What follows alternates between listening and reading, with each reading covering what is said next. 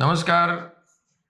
ટૂંક સમયમાં જ હોળીનો તહેવાર આવી રહ્યો છે, ત્યારે આપણે હોળીનો તહેવાર ખૂબ ધામધૂમથી ઉજવીએ છીએ. પુરાણોમાં પણ વૈદિક પરંપરાઓનું ખૂબ મહત્વ છે, ત્યારે વૈદિક હોળીનું પણ ખૂબ મહત્વ છે. તહેવાર એ સમાજને જોડવાનું કામ કરે છે, અને હું અપેક્ષા રાખું છું કે સમાજ જોડાય અને વૈદિક હોળીનું આયોજન થાય.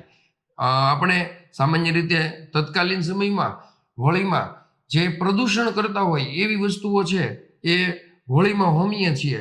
એમાં ફર્નિચર તૂટેલું હોય, પ્લાય હોય, એ નાખીએ છીએ, અને એને કારણે જે હોળીનું મહત્વ છે કે વાતાવરણને શુદ્ધ કરવાનું, એની જગ્યાએ ઉલટાનું અશુદ્ધ થાય છે. ત્યારે હું આપ સૌને વિનંતી કરું છું કે વૈદિક હોળી દરમિયાન આપણે ગાયના ગોબરમાંથી બનેલી સ્ટીક છે, છાણા છે, આંબાનું લાકડું છે, એનો ઉપયોગ કરીએ. એમાં જે હોમવાના દ્રવ્યો છે એ જ દ્રવ્યોનો ઉપયોગ કરીએ, અને વૈદિક રીતે પરંપરા, આપણી જે ભવ્ય ભારતીય પરંપરા હતી એ રીતે આપણે કરીએ. આમ તો પર્યાવરણને બચાવવું એ આપણી સૌની ફરજ છે. 5 તત્વો અગ્નિ, જળ, વાયુ, પૃથ્વી અને આકાશ એ હશે તો જ આપણે રહેવાના છીએ, નહીંતર આપણે પણ નહીં રહી શકીએ.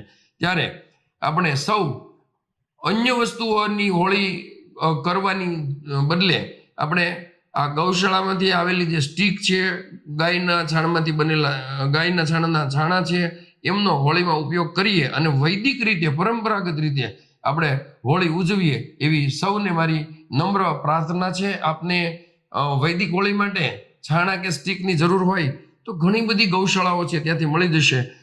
LB ગૌશાળા પણ આ સ્ટીક બનાવે છે. સ્ક્રીન ઉપર એમનો નંબર પણ આવશે, જરૂર હોય તો ત્યાંથી પણ આપને મળશે.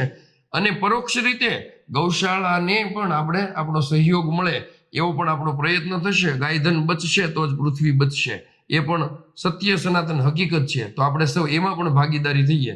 અસ્તુ. ભારત માતા કી જય. જય